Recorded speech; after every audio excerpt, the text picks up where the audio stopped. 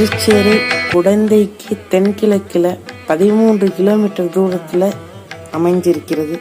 மூலவர் சாரநாதர் நின்றகோலத்தில் கிழக்கு நோக்கி நமக்கு அருள் புரிகிறார். தாயார் சாரநாயகி.